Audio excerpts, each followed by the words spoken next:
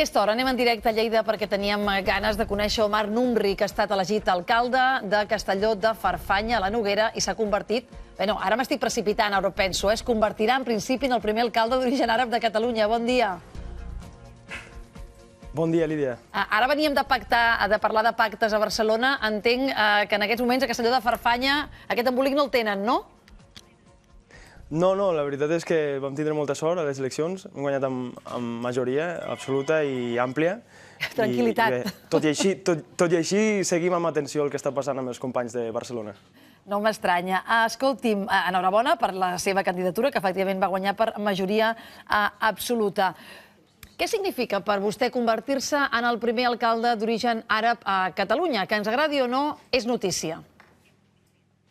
Doncs, bé, com bé dius, és un privilegi per mi, un honor, una enorme responsabilitat, però, com bé comentes, avui dia és notícia i esperem que d'aquí uns anys ja no sigui notícia. És amb aquest esperit que encara aquesta etapa, amb la idea de poder ser, per exemple, un referent per moltes persones que pensin que potser pel seu origen, per la seva història, no es veurien mai en una situació com la que vostè es veu ara, a punt de convertir-se en alcalde? Doncs m'hi veig obligat una mica a ser aquest referent. Com he dit abans, és tot un honor i m'agradaria que s'obrís una nova etapa on gent d'orígens diversos puguin iniciar una carrera política pròspera al nostre país. Expliqui'ns un moment la seva història. Vostè neix a Algèria, el seu pare és algerià, però la mare és ja de Castelló de Farfanya? Sí, la meva mare és filla de Castelló de Farfanya. Bé, la meva mare va anar de turisme a Algèria, va conèixer el meu pare allà. Es van estar durant 6 mesos enviant-se cartes d'amor i finalment van acabar casant-se i la meva mare es va traslladar a Algèria a viure l'any 90. També es convertirà en el primer alcalde de religió musulmana. No sé si això ha estat tema de campanya, quina importància vostè li dona, si li ha portat, no ho sé, alguna discussió, algun retret, alguna situació incòmoda? Bé, tot i que el tema religiós considero que és una qüestió de caràcter personal, com podria ser l'orientació sexual d'una persona, sí que és veritat que sempre és un tema recurrent. Vivim en un temps on hi ha molta islamofòbia i és un punt, diguéssim, d'atac, ja sigui per rumors que hi hagi o bé per algunes formacions polítiques que consideren que és positiu atacar amb això. Tot i així, crec que estic molt orgullós del meu municipi, la gent ha respost molt bé, la gent no ha fet cas a aquests atacs, és més, crec que fins i tot ens ha recompensat amb la seva confiança el passat diumenge. Perquè algun atac hi ha hagut en aquest sentit, Omar Numri? És a dir, alguna situació s'ha produït? Bueno, hi va haver una rumorologia, diguéssim, més que un atac públic. Hi va haver gent que comentava que si guanyava jo, que tancaria l'església i que faria fer una mesquita. Res més lluny de la realitat, bàsicament perquè l'església del poble és on es van casar els meus avis, és on van ser enterrats els meus avis també, per tant té un valor personal molt important per mi, a banda del valor històric-artístic. Jo soc historiador i la nostra església és una església romànica molt important i a banda d'això, pels meus valors republicans, que són el respecte, la tolerància, la transparència i sobretot el benestar social, doncs considero que tot això era bàsicament rumors i qüestions per contrarrestar durant la campanya. En aquest sentit, tu explicaves, o l'hem llegit d'algun lloc, la seva mare es va convertir a l'islam, però en canvi vostè ha viscut les dues religions relativament de prop. Ara ens parlava on s'havien casat, per exemple, els seus avis o on estaven enterrats. I en algun lloc també hem llegit que és amic del capellà del poble. Es pot conviure amb aquestes dues religions i no estar loco, com deia el bolero, diguéssim?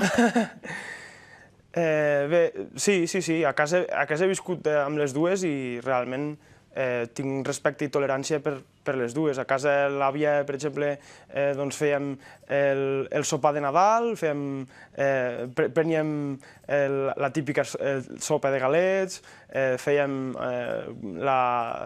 beneir la palma durant la Setmana Santa, vull dir, he fet aquestes festes tradicionals catòliques, diguéssim, i alhora doncs ara estem fent el Ramadà, fem la festa de la celebració, l'Eid, durant la festa del Corder, diguéssim. Per tant, a casa realment he tingut molta sort, tant per banda dels meus avis materns com per banda de la meva família paterna, perquè ha hagut una bona convivència, realment. Ara m'hi fa pensar, una campanya electoral fent el Ramadà, l'ha enganxat? Sí, no? Sí, però bueno, realment m'ha sigut molt favorable perquè tot el temps que dediquem a esmorzar o dinar doncs l'he pogut dedicar a preparar discursos i preparar campanya electoral. Veus? Això es tracta de fer de la necessitat virtut. La seva candidatura és independent, però vinculada a Esquerra Republicana. Abans m'ha semblat que parlava dels valors republicans, no? Republicà i independentista, perquè ara això s'ha de preguntar, eh? Sí, i en tant. Tinc diguéssim, les dues etiquetes d'Esquerra Republicana. Som republicans i independentistes i bé, com podríem dir el 99% del meu municipi, Castelló-Farfanya, doncs vam estar l'1 d'octubre del passat 2017 defensant les nostres llibertats democràtiques. Escolti'm, moltes vegades i per motius molt diversos ens hem ocupat del tema de la integració, de què es pot fer millor, de què es pot haver fallat en el passat, de si es poden esmenar errors del futur. Vostè ara tindrà responsabilitats polítiques en un poble petit de 500 habitants, però em sembla una oportunitat i algú que explica aquesta història, la seva història, de preguntar-li què s'ha fet malament, què s'ha fet bé, què es pot millorar i què és el que el preocupa d'aquesta qüestió, a vostè personalment?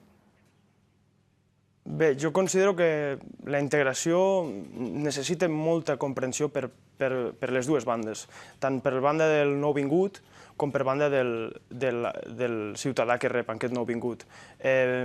Sovint xoquen dues realitats, dues cultures, ideologies, xoquen molts factors que considero que són importants de prendre el seu temps, prendre la seva calma i intentar donar un marge de diverses, a vegades aquest marge són diverses generacions, però s'ha de donar un marge per tal que les dues realitats es comprenguin, s'entenguin, s'igualin i arribin més enllà fins i tot de la integració, si possible, i arribin a la inclusió social.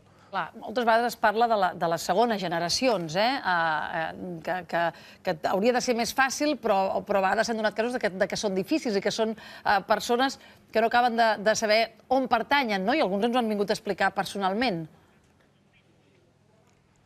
Sí, bueno, a mi em va passar una mica això també. Vull dir, durant la meva infància, a la infància i adolescència ja tenim una mica una crisi d'identitat, ja sent adolescent ja tens aquesta crisi d'identitat, no? Però, clar, quan vens de dues realitats, encara aquesta crisi d'identitat potser s'agreuja una mica, perquè, diguéssim, a Catalunya ets algerià i a Algèria ets català o europeu, podríem dir. I per acabar, quin és el principal repte del mandat? Dèiem, és aquest poble de 500 habitants, hem llegit en algun lloc afectat per una altra qüestió que està molt sobre la taula, que és el despoblament. És aquest, potser, un dels principals reptes?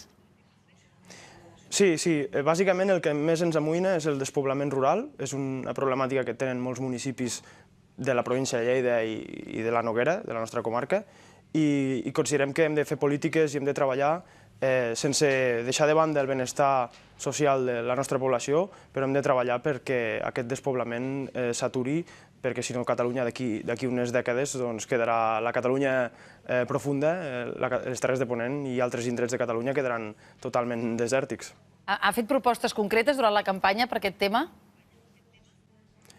Sí, realment una de les propostes, per exemple, era la creació d'una espècie de llar d'infants que s'anomena Pla Experimental P1 i P2, que és integrar una llar d'infants dintre de l'escola del municipi, per exemple. Volem crear un nou sector econòmic al poble amb tot el patrimoni que tenim. Volem crear el sector turístic, diguéssim, creiem que s'ha de potenciar i ens pot donar nous llocs de treball, ens pot donar un nou impuls al municipi que pot fer atreure aquesta població que necessitem i no fer marxar, sobretot, a la població jove que tenim al municipi. Omar Numri, moltíssimes gràcies per atendre'ns, per anar fins a la delegació de TV3 a Lleida avui per mantenir aquesta conversa i sort en el mandat, perquè d'aquí 4 anys s'ha de tornar a passar per les urnes. Moltes gràcies, de veritat. Una abraçada, que vagi molt bé i gràcies per atendre'ns aquest matí. Té ganes de fer carrera política? És a dir, això... Vaja, anirà per llarg o no? La carrera política, bueno, això... Si és per la meva voluntat, sí, m'agradaria seguir treballant pel país, però ja no depèn de mi. Primer he d'agafar experiència amb l'alcaldia i després ja veurem. Doncs ho seguirem de prop. Gràcies i bon dia. Moltes gràcies. És Omar Numri, aquest alcalde per majoria absoluta, la seva candidatura de Castelló de Farfanya a la Noguera. I inevitablement, li agradi o no, es convertirà segurament en un referent d'una cosa que per percentatge de població no hauria de ser tan notícia, però ho és.